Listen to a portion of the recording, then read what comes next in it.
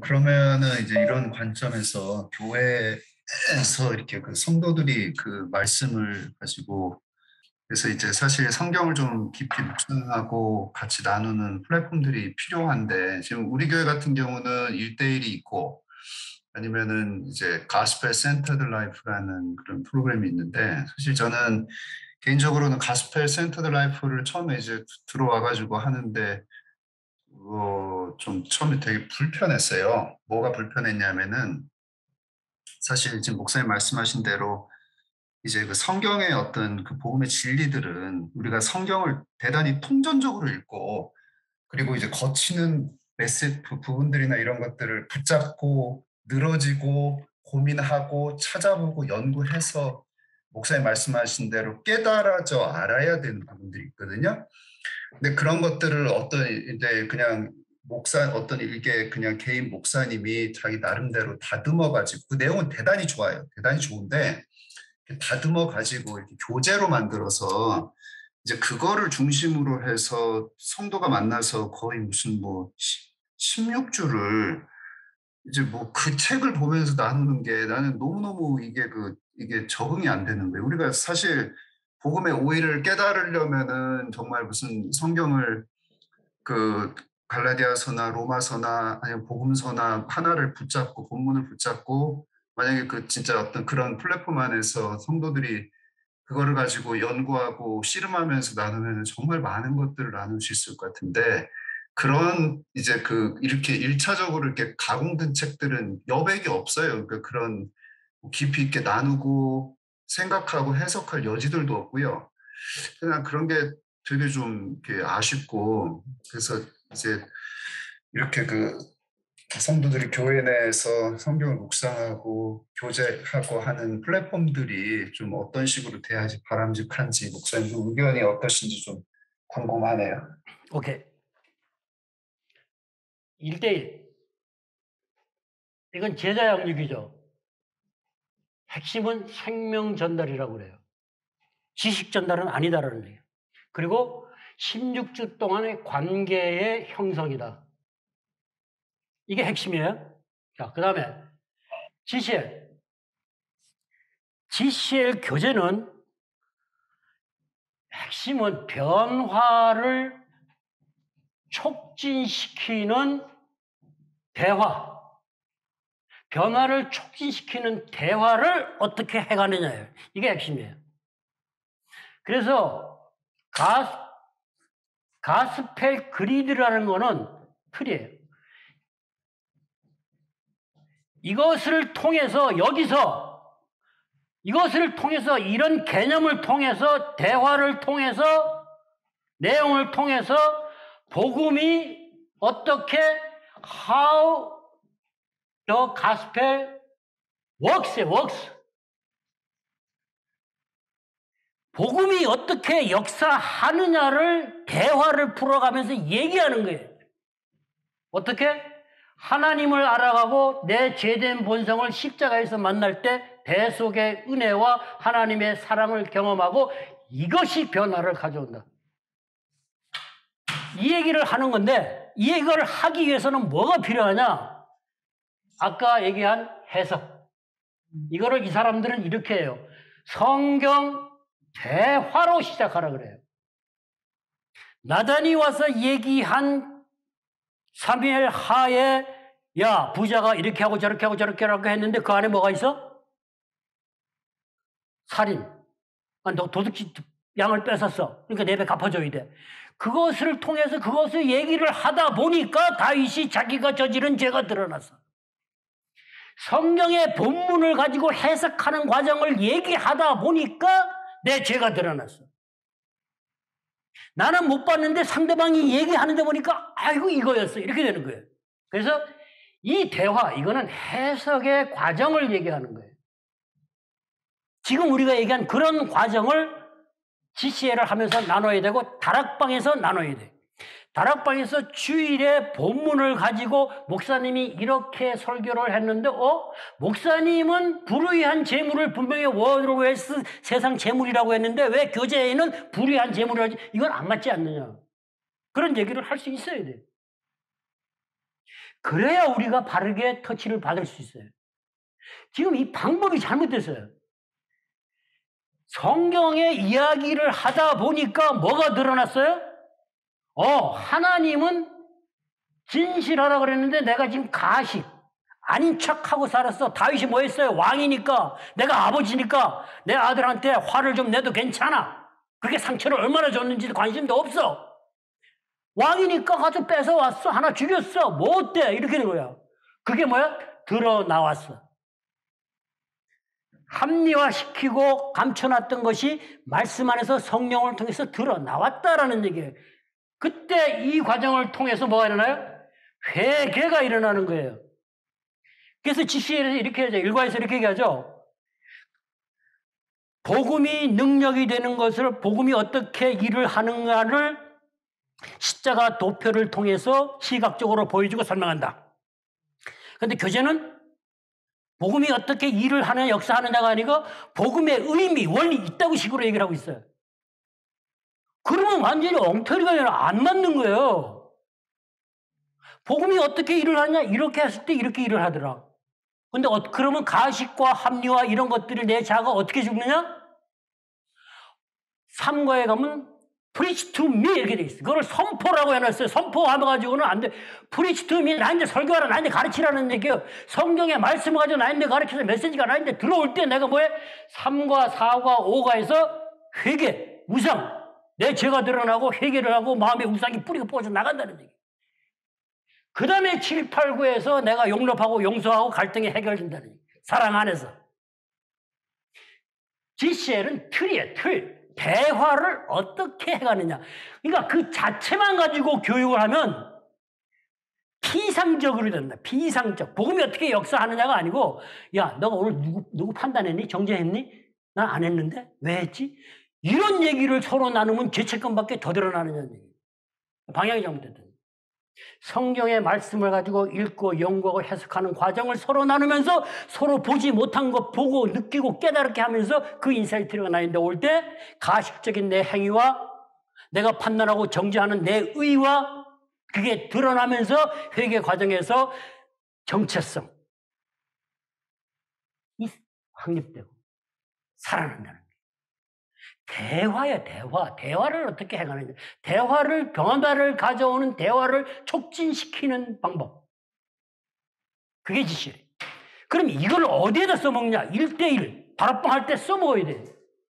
1대1 12과 중에 1대1이 생명 전달이라면 이런 대화를 통해서 성경 안에서, 말씀 안에서 내가 만난 예수, 내가 경험한 예수님의 사랑, 나를 변화시킨 그 과정, 그것이 1대1을 통해서 1, 2, 4과에서 예수는 누구냐 할 때 예수는 그런 분이라는 것을 말씀을 통해서 나누면서 그것이 전해져야 된다. 내 안에 예수가 있어야 제자 양육하는 거예요, 사실은. 내 안에 예수가 없는데 제자 양육을 한다는 얘기는 지식 전달을 하고 만다는 얘기예요. 내 안에 예수가 있어 제자 양육을 하면 우리 교회에 다락방장 수도 없이 많이 늘어난다는 거예요. 지식 전달은 30분인데 1시간이면. 그러나 이 과정을 통해서 성경을 연구하고 해석하고 읽고 하면서 경험한 예수, 나를 변화시킨 그 사랑, 그것을 가지고 나누면 16주도 부족해. 그러면 동반자가 양육자에 가지고 있는 생명 예수 그리스도가 이루어전이 돼. 기독교 교육과에서 성령 안에서 학습된 성령의 내용은 사람을 변화시키는 능력이 있다. 그 말이 맞아요. 근데 그게 나에게 있어야 돼. 그러면 동반자도 예수를 경험한다는 얘기예요. 같이 예수를 경험하고 그 사랑 안에서 교제하는 거. 그게 뭐야? 관계 형성이라는 거예요. 관계 형성. 그러면 제자 양육을 하면서 정말 성령 안에서 맺어진 끈끈한 그 사랑의 관계가 지속적으로 유지된다는 거예요. 10년이 가든 20년이 가든. 지식을 전달해서 만들어가지고 패거리 만들어 놓은 거는 힘이 없어. 이 모든 것 바탕 위에 큐티도 마찬가지예요. 자, 큐티. 이 본문이 지금 나한테 무슨 의미가 있는가? 그 말이 2000년 전에 그 사람들한테 무슨 얘기를 했고 그 사람들이 거기서 통해서 나한테 들어와야 되는데 2000년 전에 그거 다 무시하고 지금 나한테 들어온 말로 하면은 어떻게 하나님의 메시지를 듣느냐는 얘기예요. 그러니까 원리를 찾아서 적용한다. 하나님 어떻게 만나? 그래도 만나는 경우 있어. 하나님 강권자 해주실 때가 있어. 그러나 어렵다라는 얘기예요. 그래서 큐티를 하든 1대1을 하든 GC를 하든 이 해석의 과정이 바탕이 안 되면 말씀을 어떻게 읽고 서로 연구한 걸 나누고 인사이트를 통해서 하나님이 역사하시는 걸 모르면 피상적이 된다. 그럼 다른 재미없어. 하나님이 역사해서 하나님 만나고 회개도 터지고 막 콧물도 나고 그래야 내 주머니 콩 두 쪽 한쪽이 있는데 반쪽씩 나눠질 수도 있고 그게 되는 거지. 그리고 공동체라는 다락방과 1대1이든 그 관계 속에서 대부분의 경우는 내 코드가 맞는 사람보다는 맞지 않는 사람과 같이 다락방을 하고 공동체를 하면서 그 사람을 통해서 그 사람이 십자가에 대해서 내 죄된 본성을 깨달아 하는 도구로 사용되는 경우가 많다. 그래서 나를 힘들게 하는 그 친구가 은혜의 도구가 될 때도 더 많다는 얘기. 그래서 공동체는 너무 중요하다. 근데 어떻게 하느냐가 문제예요. 삶을 나눈다. 오늘 비즈니스 매출이 이만큼 늘었어. 이만큼 부자가 되고 집을 사고 이사하고 그걸 나누는 게 아니고 말씀을 읽고 얘기를 하다 보니까 그것을 통해서 변화된 나. 하나님이 인도하신 거 회복된 상처 하나님의 그걸 나누는 거예요. 그걸 나눌 때 자연스럽게 나를 변화시킨 삶의 환경의 문제를 나눌 수 있는 거예요. 그러니까 이 해석의 과정에 빠지고 그냥 한다는 얘기는 모래 위에 성집 짓는 거랑 똑같아요. 그게 나도 사실 제일 안타까워요, 사실은. 그게 돼야 돼요. 그게 안 용명 되면 집사님이 플랫폼에 대해서 질문을 하셨는데 제가 생각할 때는 그것은 플랫폼의 문제가 아니고 우리가 하는 방법론적인 것 같아요. 예, 그러니까 그 생각이 잘못돼 있어요. 계속해서 우리가 무슨 책이나 어떤 질문지나 뭐든지 가져와가지고 거기에 있는 답을 가지고 계속 이야기를 하는 경우가 너무 많아요. 그거는 그러다 보니까 이게 자유로운 토론이나 그 속에서 생기는 의문을 서로 나누고 해결해 보려고 노력하고 이런 게 없어요. 그 그러니까 바뀌어야 돼요. 교섭하는 게 그냥 그 바뀌어야 돼요. 주입식 교육이고 그러다 보니까 이게 제대로 어떤 생각을 할 수 있는 능력을 상실해가는 거예요.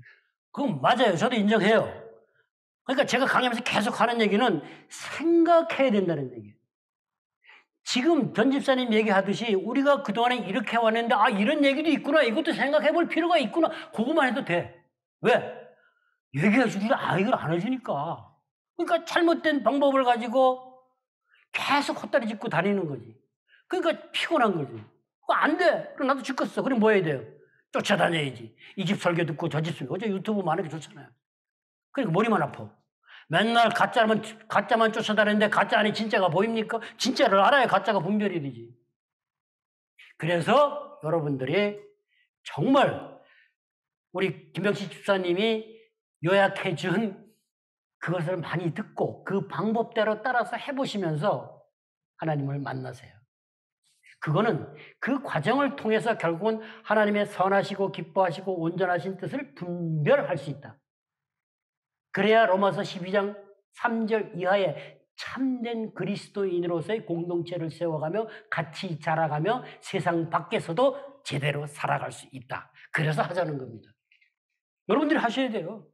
이제는 목사를 탓하고 가르치는 그거 아니에요. 정보 얼마든지 있고 얼마든지 찾아서 할 수 있다라는 얘기죠. 종교개혁 당시는 그것이 좀 많이 어려웠다고 봐요.